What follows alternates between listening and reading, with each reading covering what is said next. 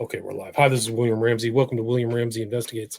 On today's show, I have a very special guest. Her name is Charlotte Dennett, and she just published a book this year, 2022. Title of the book that we're going to discuss is Follow the Pipelines, Uncovering the Mystery of a Lost Spy and the Deadly Politics of the Great Game for Oil. And really a fascinating book, and it ties into some earlier books that I've interviewed the authors within the last 12 months. Those two books, and you can go back and listen to those, are Spies and Traitors, Kim Philby, James Angleton, and the Friendship and Betrayal that would shape MI6, the CIA, in the Cold War. That's Michael Holtzman. And then also Ann Tazewell put out a kind of a CIA memoir about her dad. A Good Spy Leaves No Trace, Big Oil, CIA Secrets, and the Spy's Daughter's Reckoning. And so I'd suggest people go listen to those as well after finishing listening to this one. Charlotte Dennett has published other books. She published in 2017, I Will Be Done, The Conquest of the Amazon, Nelson Rockefeller, and Evangelism in the Age of Oil. And then in 2010, The People v. Bush, one lawyer's campaign to bring the president to justice and the national grassroots movement she encounters along the way. And that was 2010. But again, the title of the book we're going to talk about today is Follow the Pipelines, Uncovering the Mystery of a Lost Spy and the Deadly Politics of the Great Game for Oil. And it ties in, I think, very important to current events in Eastern Europe and Russia and the energy crisis that we're experiencing now. Energy was definitely an issue in the historical aspects of this book and in the different sections where she covers how important oil became post-war in the what she calls the Great Game. So, Charlotte Dennett, welcome to the show. Hey, great to be here. Looking forward to our discussion. Great. Well, I appreciate you taking the time to talk about this fascinating book. For people who may not have heard your name or your earlier books, can you do a background of how you got involved in People v. Bush and I Will Be Done, and then what led you to write Follow the Pipelines? Well, I would have to start with I Will Be Done, which took my husband 18 years to research and then write. He was the primary author, but I was doing a lot of the research and some of the editing with him. And that was an investigation of genocide of indigenous Indians in Latin America, and particularly the Amazon. And we were trying to figure out why fundamentalist missionaries were turning a blind eye to the ethnocide and genocide of some of the very Indians they were working with. And there were rumors that the CIA was somehow involved. So as Americans, we felt duty bound to investigate that. And when we got down there, what we really learned was that it wasn't just local church communities contributing to the missionaries. We eventually found out that it was big corporate interests located mostly in the East that were funding these missionaries. And the reason they were funding them was to pacify indigenous people so that they would not resist to large oil companies, ranchers, agribusiness coming onto their lands. It's sort of a reproduction of what happened in the American West. And so that was a huge education for me. And also by eventually discovering that Nelson Rockefeller people was very much involved in that. And he had a so-called shining dream for the development of the Amazon. And as everyone knows, the Rockefeller family were the premier family, certainly in the 20th century, in oil production, distribution, all aspects of the oil industry, including, by the way, propaganda. So by getting into his papers in the National Archives and in the Rockefeller Archives, we were able to, what I say, climb to the top of the mountain. And looking down, the view was fantastic because then we could see all the interrelationships, how different groups and organizations are used by the very powerful to achieve an end, and the end is conquest. So that book has been called An Anatomy of Conquest, because once you learn the lessons of how Nelson Rockefeller developed the Amazon, or part of it at any rate, and created his own empire in Latin America, you can apply it to other parts of the world. So for me, who had been a reporter in the Middle East, what I did is I took the lessons from that book and applied them to the Middle East. And the first big test for me in applying it was when George W. Bush invaded Afghanistan, which is Central Asia, right next to Middle East, and Iraq. And in doing that, I suspected, as I'm sure most people thought, there must be an oil angle, certainly to the Iraq invasion. People didn't really know what Afghanistan was about, but I dove into it because I already knew that central to any empire or any major power that strives to be a superpower or a major player, they have to have access to oil. And the reason they have to have access to oil is the fuel of the military. American people aren't told that very often. You hardly ever hear it on the news, except now, fascinatingly, in Ukraine. It's unavoidable. They have to talk about it. We can get onto that later if you want. But the other impetus for me, of course, was to figure out what was behind the death of my father, because he was America's first master spy in the Middle East. And this was just during and after World War II. And he died in a mysterious plane crash after a top secret mission to Saudi Arabia. So in the course of investigating his death, I was an infant at the time, but later on, I also learned the oil connection. And in that case, it was definitely the oil of Saudi Arabia and the pipeline, the Trans-Arabian pipeline that was going to carry that oil to a terminal point in either Lebanon or Palestine, not yet Israel, and then be transshipped to Europe. So you put all those three together, and I've been called by Time magazine as an expert in political, an expert in political resources. And that's what I've become, actually, out of needing to know what's behind all these wars and these deaths. Right. And you have a personal experience in the Middle East as well, right? When you were starting out as a journalist. I have a personal in Lebanon. Well, you were in Lebanon. I mean, you start one of your chapters, you're being shot at, right? Yeah. No, I ended up being a reporter for the Beirut Daily Star in Lebanon, which is the English language newspaper. And so, yes, I happened to be there right before the Lebanese civil war broke out. I was in a taxi and saw this tanker come barreling down the road towards us. And we all jumped out of the car, and I took refuge in a school and was sort of on my belly taking notes the whole time while there was firing all around me. I didn't even know who was responsible, what was happening. But towards when it was getting late, a young man came. He said he had seen me there, and he said, "You better get out of here because you don't know who's going to come and occupy the school." And so he helped me escape. And as we were dashing across the road, we were fired at. And when you escape a sniper's bullet, it sort of makes an impression on you. For me, I wasn't real keen on being a war correspondent at that point, and especially since I wasn't exactly sure what all this fighting was about. So I went back to the States to sit it out. And then it was so awful. It lasted for 15 years. And actually, I didn't sit it out. That's when I went to the Amazon did that book. But later on, the Middle East, it has a special place in my heart. I was born there. And so I wanted to go back. And so I did go back in 2011 at the very time when the Syrian civil war was starting. So I write about that in my book as well. Right. So you've covered a lot of different things. And I think it was indicative of how dangerous the Middle East was. And even your father, before his plane crash, said that he was in danger, and it was a dangerous time post-war, right? Yeah, absolutely. But what I found so fascinating, because I was able to, I sued the CIA and was able to get documents declassified. And one of them, his analysis of work, which was basically his marching orders, the redactor left out this key sentence about what he was supposed to do when he went over there.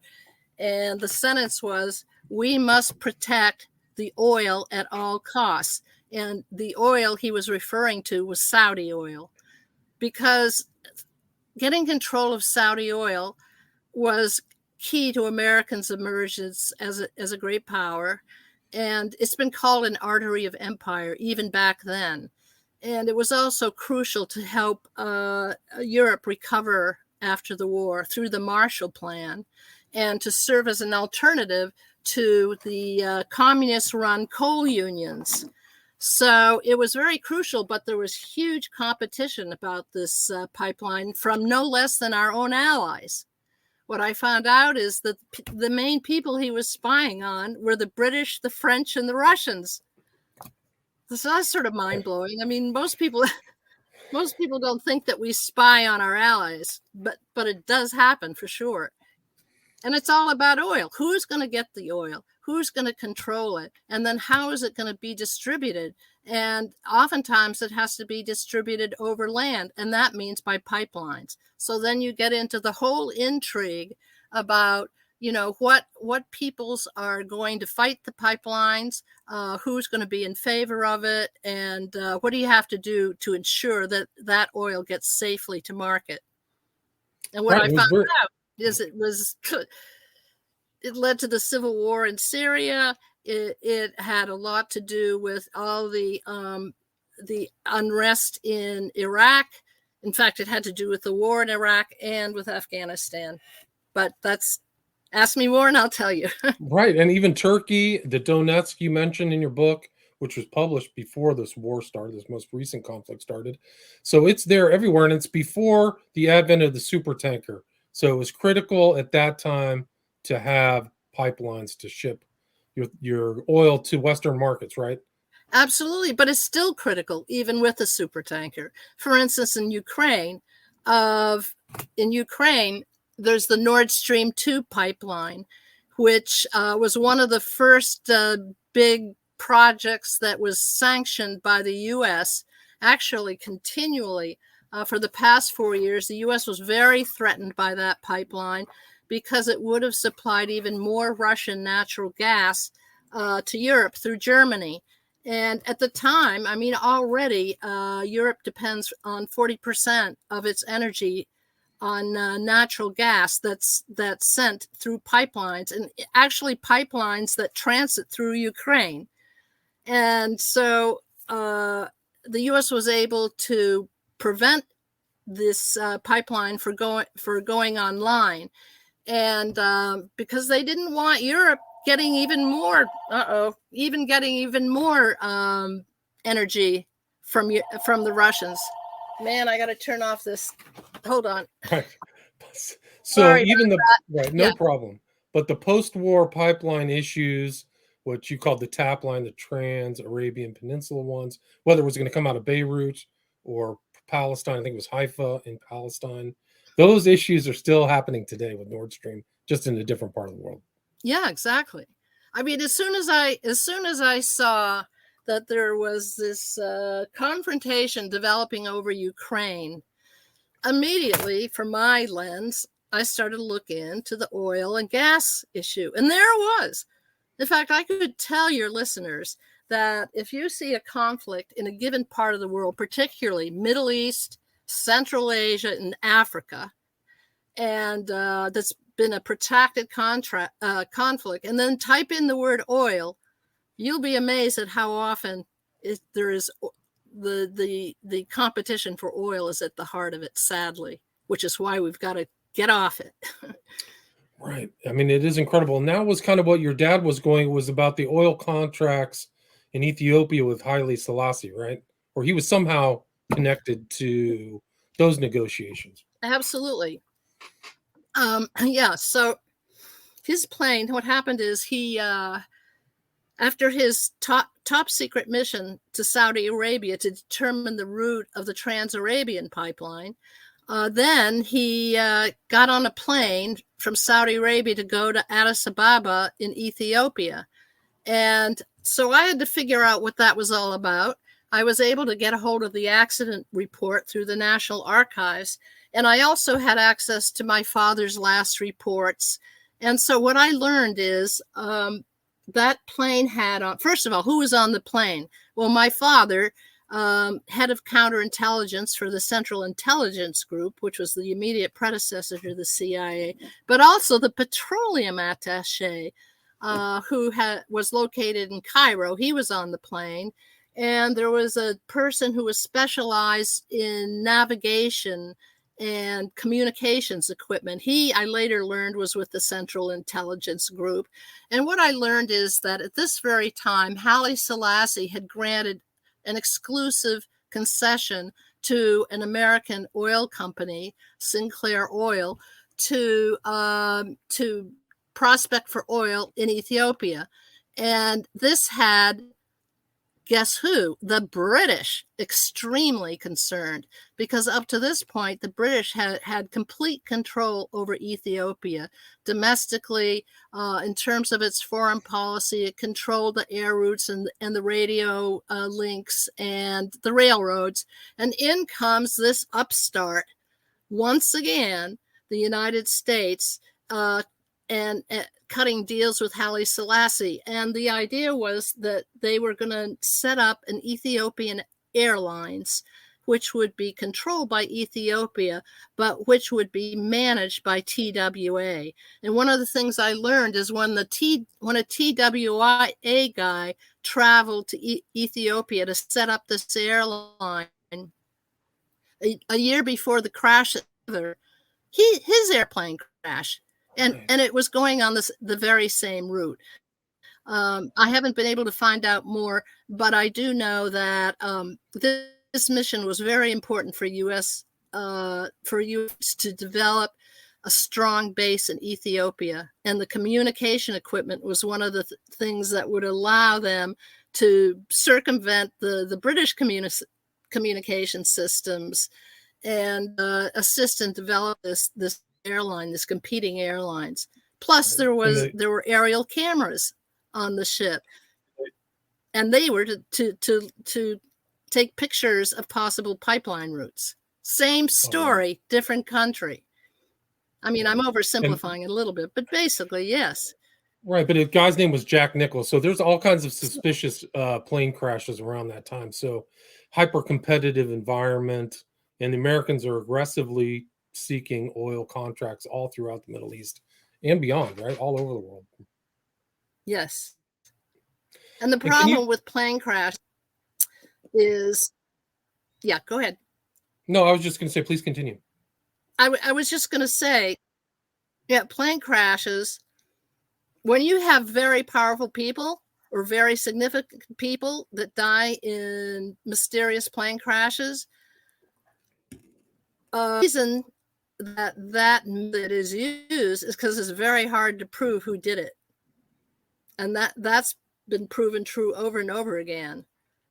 I mean, the Hammarskjöld plane crash, I don't think it's ever been proven, other than the fact that it was sabotage. But who did it? You know, there are various explanations. Also, a plane crash that killed Sikorsky of Poland in 1943. The same thing. At this time, Kim Philby was stationed in Spain, where I think that's Spain, Gibraltar, where the plane took off, and he's been linked to that plane crash. In my, proof is difficult. Right. Philby is an important part of the narrative of your book because he's around when your dad is in Beirut, right? So I think he was a station chief in Turkey and then in Beirut, right? Philby was a station chief, head of counterintelligence in Turkey. My father was head of counterintelligence in Beirut. So to my mind, they had to have known each other, absolutely, because conceivably Philby was working for the British. That's why he was posted there. But as people who know the story of the Philbys, his true loyalties were to the Soviet Union. And in that case, my father should have known that as well, because when you're in counterintelligence, this is like the highest level of intelligence. You need to know who's trying to penetrate your organization, and you're trying to penetrate their organization. So there's a lot of evidence that their paths crossed, and yet I cannot find anything in the official record that shows that they knew each other, But which your is dad had frustrating to for have, me. right. He had to have known Philby Sr., who was the advisor to Ibn Saud and was essential in getting Standard Oil's contract with the Saudis. So they were well-known figures in the Middle. At least the father was a very well-known figure, kind of a dashing adventurer in the Middle East at that time, pre-World War II. Well, he was also advisor to the king, Ibn Saud. So, yeah, the British were pissed off at him because he kept saying to the British, you should be backing this guy. And the Brits didn't take up his advice. And so then he turned to the Americans and said, look, this guy Ibn Saud, he's the future of Saudi Arabia. So there's that whole murky story about how a British intelligence officer ends up sort of betraying the British and tipping off the Americans, but you never know for sure. Maybe he's still working for both. And interestingly enough, he invites his son, Kim Philby, to visit Saudi Arabia 2 months before my father makes his own mission to Saudi Arabia. And they cover some of the same ground. So again, to me, this is all the great game being played out. And what you got to do is dig really deep to fully understand who the players were and what their main objectives was. One of my theories is that, Kim Philby, the son, had to play to both sides. He was working for the British, but he was also working for the Russians, and he had to deliver to both. And what would be a better way to do that than to spy on the Americans? Because both the British and the Russians were very concerned about the Americans building up this huge empire in the Middle East because of their control of Saudi oil. Right. I mean, yeah, the spying that happened in World War II, it didn't change. It just all the players changed after the war ended, and then they're all spying on each other in the Middle East. And it goes all the way to the present day. So you had so many overthrows too over oil in the Middle East, so many CIA-backed overthrows. And you read The Cult of Intelligence, Marchetti's book too. Yeah. You mentioned that in there. Can you talk about CIA's influence in the Middle East and involvement in pipelines? Well, first of all, my father, the Central Intelligence Group, it was the immediate predecessor to the CIA. But the CIA actually, I think in large degree, because of my work, and also a CIA historian who said this guy, Dennett, really should be acknowledged as our first fallen star. We can get into that ceremony. But at any event, as a result, so he was active in trying to get the tap line to cross through Saudi Arabia in order to terminate in the Mediterranean. And the Syrians back then, 1947, were resisting. And the reason they were resisting, in part, was because they were highly nationalist. And they were opposed to the establishment of a Jewish state in Palestine.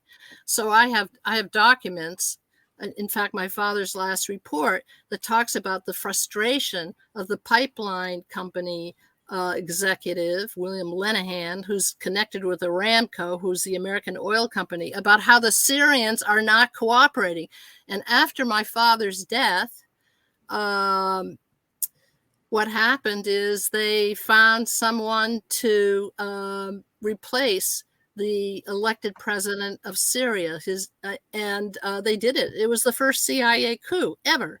It was in 1949. Most people think the first CIA coup in the Middle East happened when they overthrew the elected president of, I'm just suddenly blanking out on his Iran, name. Mossadegh. Yes, sorry. That's 55. Yeah. That's okay. Yeah. And no, the first CIA coup was in 1949.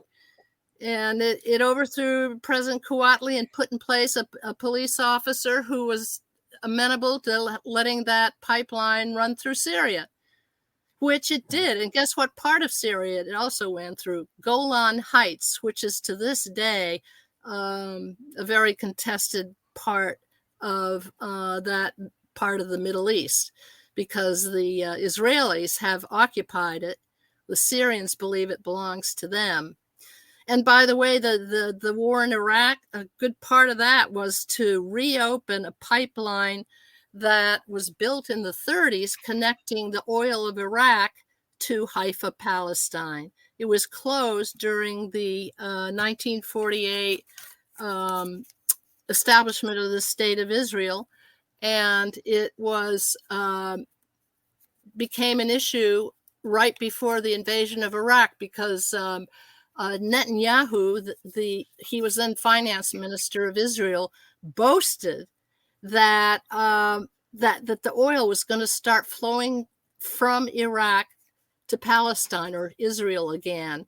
And he said it wasn't a pipe dream.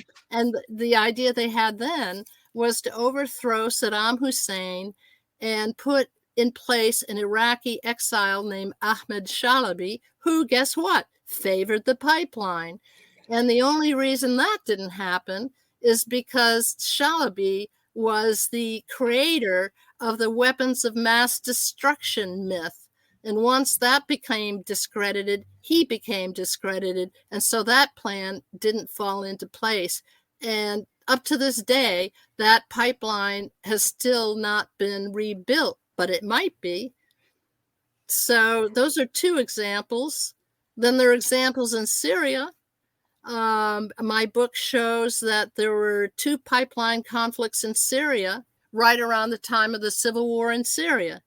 And, President Bashar al-Assad was opposed to a pipeline that was going to carry natural gas from Qatar, which is on the eastern coast, off the eastern coast of Saudi Arabia, and was going to travel through Syria and to the Mediterranean. He opposed that because he thought, well, he was beholden to his Russian backers, and he didn't want to upset them because that would have competed with Russian control of natural gas.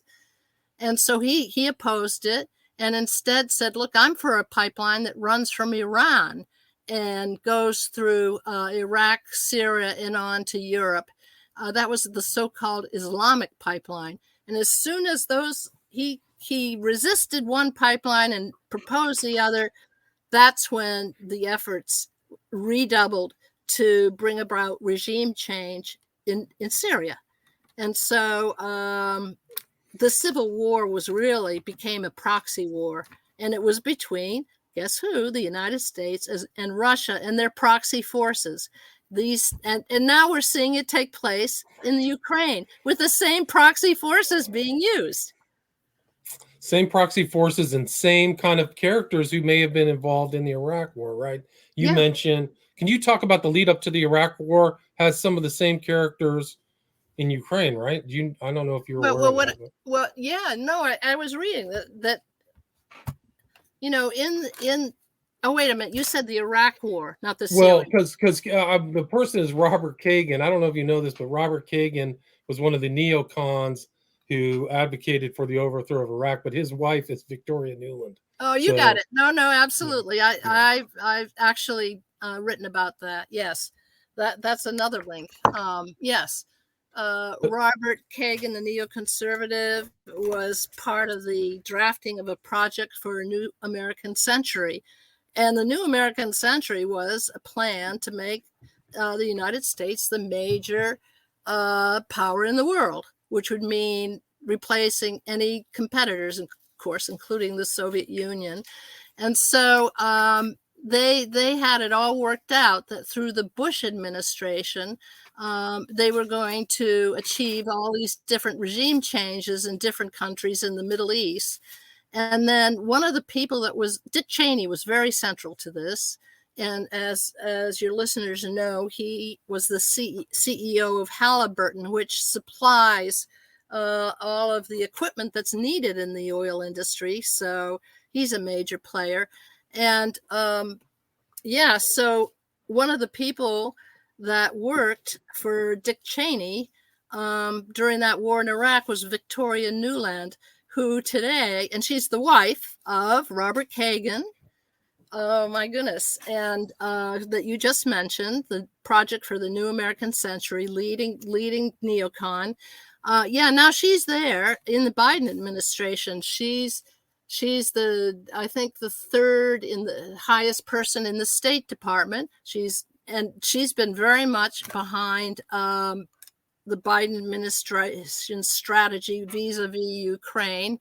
And she was responsible in 2014 in bringing about the coup that overthrew a pro-Russian president and ultimately installed Zelensky.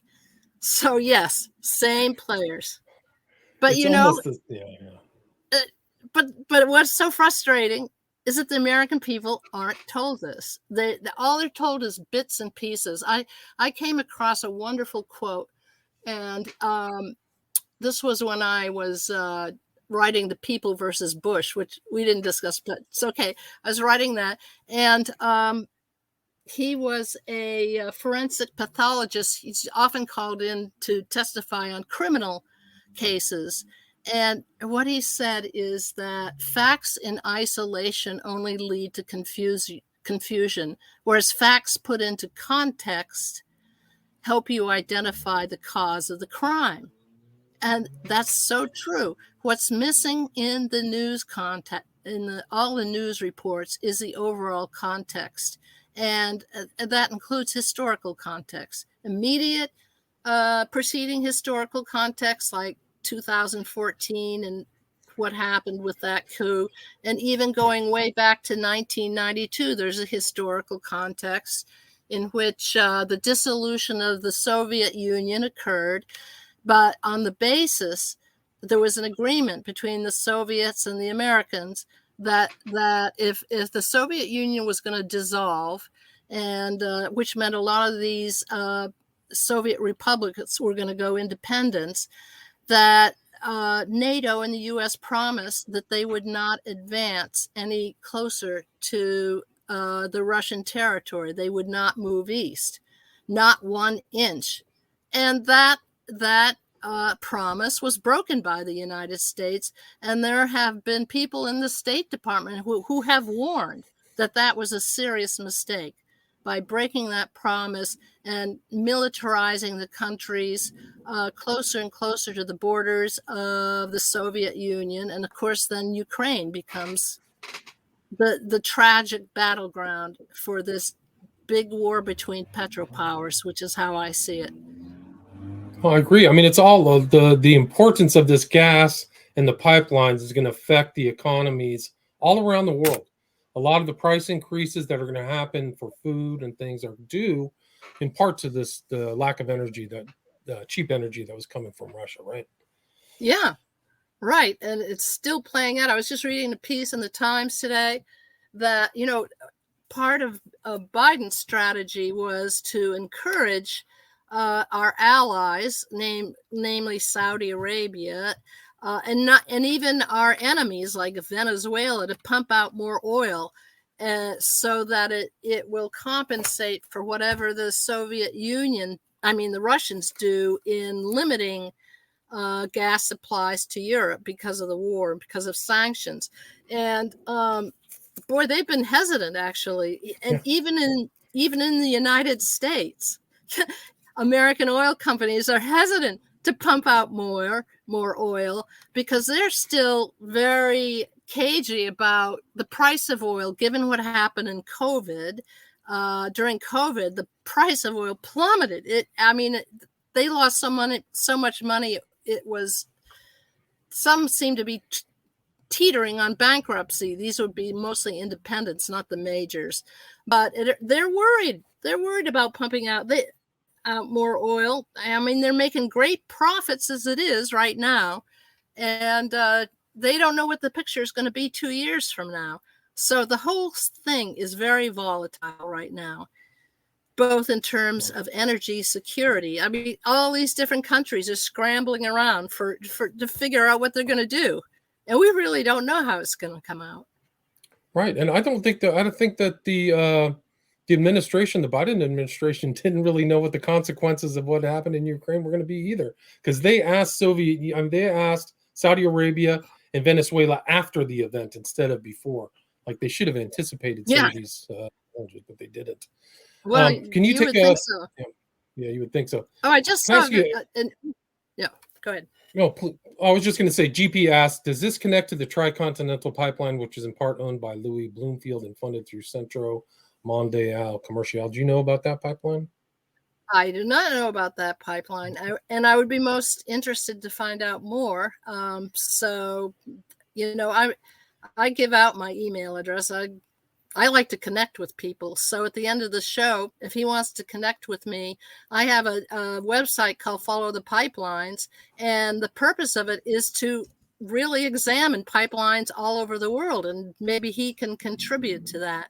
It was the previous person, Mr. Rebozo, who had a comment that struck me, but I don't remember. Oh, yeah. The new Belt and Road. Yeah. Well,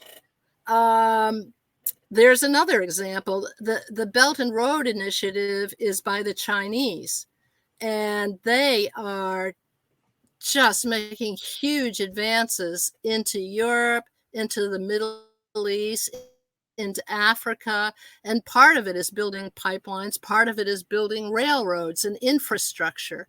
So, and I think that has the United States even more worried, the Chinese Belt and Road, than the Russians. So that was a good question, and I welcome more cooperation and communication with other people who know about these issues. And you did a lot of research to look into. You're always in the archives with your husband, or finding old documents in your family's attic or things like that. Can you talk about how you compiled all the information to put this book together? Well, first of all, it's been done over years. And so in different book projects that ended up not materializing. And so what eventually happened is that we decided it was going to be a major book called The Kingdom and the Power. But what happened is we lost our contract with HarperCollins, ostensibly because we were late. But I can tell you that we are no strangers to having our books suppressed. And so that if a publisher really backs a book, they don't care if you're late. They make adjustments all the time, but they use it and as a reason for why they were going to cancel that contract. So then what were we going to do? Well, we decided to do two different projects. I was going to focus on my father. Jerry was going to focus on the subject, a very interesting subject, which I will call Oil and the Holocaust. If you want to pursue that one a little bit later in the show. But at any rate, and that's still going. Meanwhile, I really wanted to know more about my father. That really interested me. And so when all these endless wars were happening, I kept seeing these pictures of bombed out cities. I mean, you see it in Ukraine. You never saw it as much as what happened in the Middle East, in Iraq or Afghanistan. You never saw the civilian casualties like you're seeing now in Ukraine. But I saw them, and I was appalled at the devastation and the loss of life. And that just tipped me over the balance. So I just decided I would connect my investigation into my father's death with pipeline politics and how destructive they can be in their role in the endless wars in the Middle East. And that's sort of how it happened, requiring again, drawing on research that we had done over the years in the National Archives, and then I sued the CIA, so that helped. Right. So you were in court in Manhattan, right, suing the CIA? Yeah. Can you talk Yeah, a I little did a bit about FOIA. that? Right. They reject I filed it in federal court in Burlington, Vermont, where I live, and the judge rejected it, and then I appealed, and I got into federal court in New York, appeals, Second Circuit, and was there and made my case for why I wanted this case to proceed.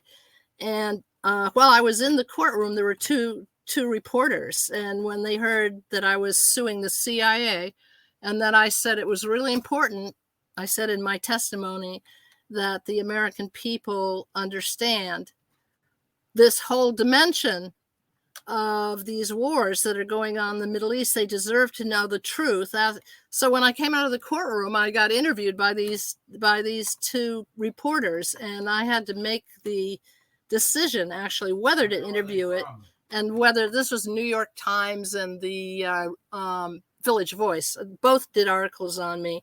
And I had to hesitate because I thought, God, how is this going to affect the judges, the appellate judges? Should I do this or should I not? I decided to do it because I'm all for, sharing information. And as it turns out, they rejected my appeal. So, but interestingly enough, later on, when I found out in 2019, I got a phone call from the CIA telling me that they were planning to honor my father at their annual ceremony that they have every spring for fallen CIA agents. And they asked me if I would like to come. So I said, sure, I would be very happy to do that.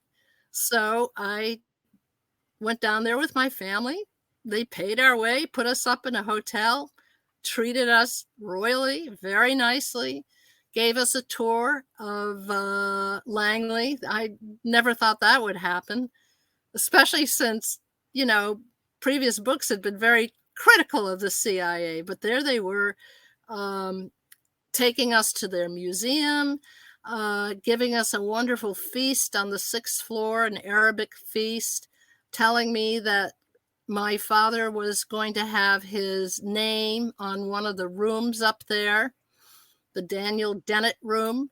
And then the ultimate surprise was we had a private audience with Gina Haspel, the director of the CIA. So who would have guessed that all would have happened? And how did that meeting with her turn out?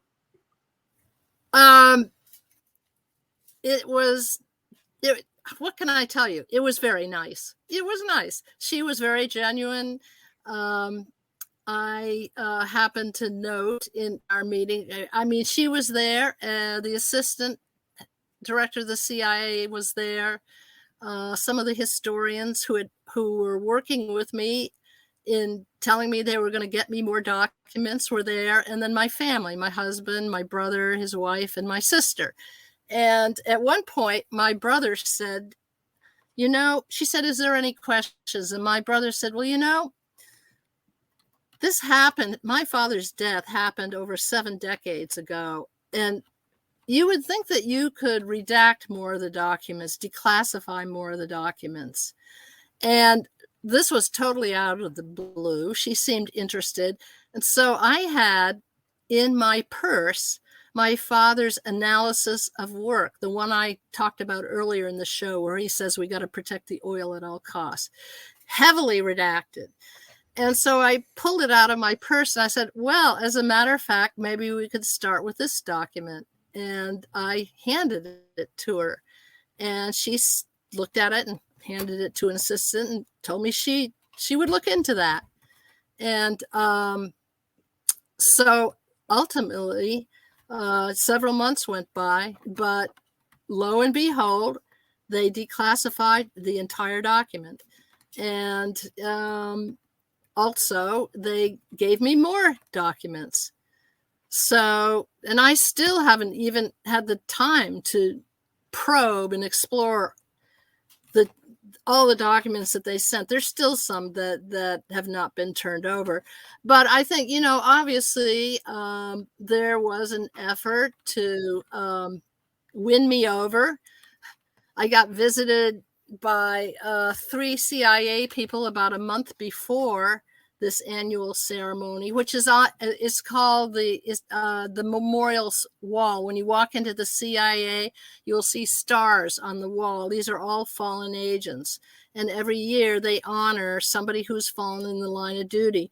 And so they said they were adding my father's name as the first fallen star who had not been previously acknowledged because he died before the CIA was created, but had similar training and was also highly regarded because he was an Arab scholar. He knew Islam, history, and culture inside out. He was posted as cultural attaché. That was his cover.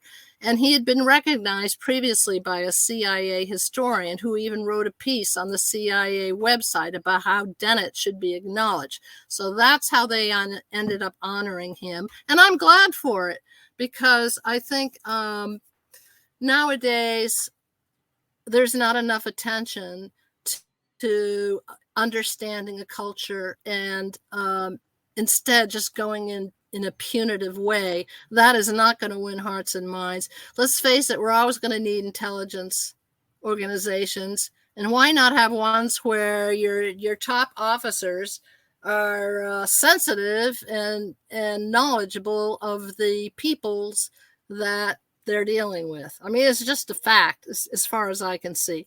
Nonetheless, I still monitor what they're doing, and I'm critical if I see they're going off the track. They've actually admitted to all the civilian casualties in Afghanistan. There was a huge report that came out in the CIA.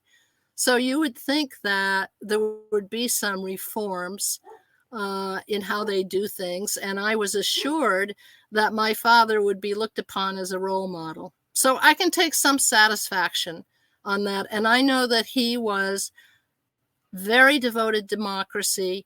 He really believed in what he was doing. I think a lot of them are that way. When I was walking through those halls and I met people, a lot of them struck me. We had conversations. It's quite genuine. And I think they would be happy if they didn't have to be defending oil companies all the time. They never told me that outright, but a lot of them came up and thanked me. I wasn't even sure what they were thanking me for. Were they thanking me because I was looking into his death?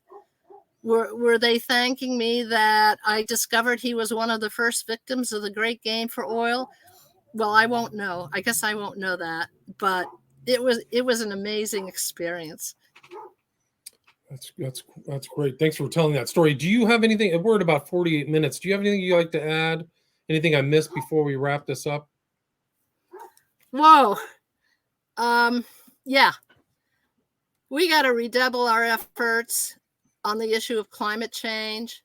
I mean, all of Europe understands that now because of the war in Ukraine. Their energy insecurity has become more obvious than ever to them because of the fear that the Russians are going to turn it off. And then what are they going to do? I mean, the implications are huge for industry, also for oil. So in the United States, there's been a different reaction.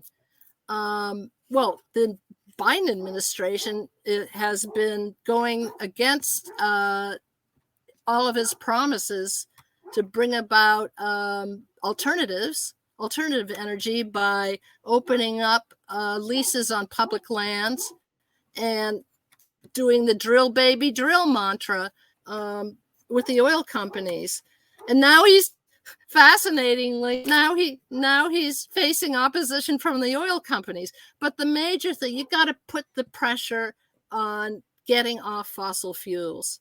Once you do that, well, then we have to worry about lithium, which is one of the main sources for electric cars, for instance, the batteries.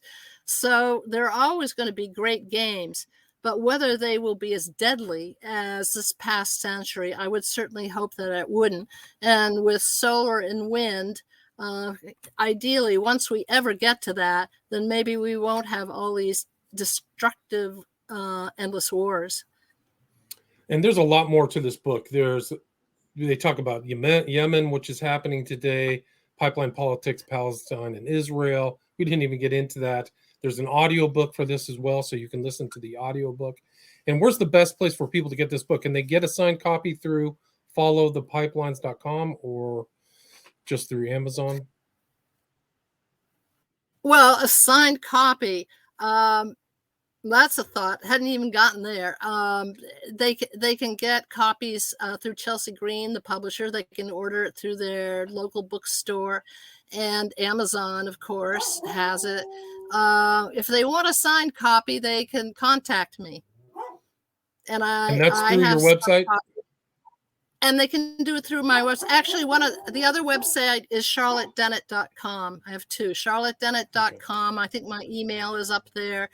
I'm also a lawyer, so it has some of my legal work on that. And then the other one is Follow the Pipelines. And yeah, let's talk. Okay, I will put those two. Time? Yeah. I have another interview in 2 minutes. If you want to add something. Yeah. I've got about 120 seconds.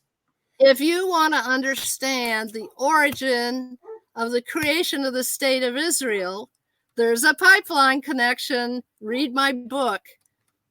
I will say that because I know a lot of listeners are very concerned, whether they're pro-Jewish or pro-Arab or whatever. Believe me, there is an oil and pipeline connection that has never been revealed, and I'm revealing it in my book.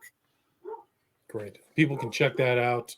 Highly recommend it. Title of the book again is Follow the Pipelines, Uncovering the Mystery of a Lost Spy and the Deadly Politics of the Great Game for Oil. Just published February 2022. And the author again is Charlotte Dennett. Thank you so much, Charlotte, for your time. Thank you very much. All right. Take care. Take care. Stay there. Stay there.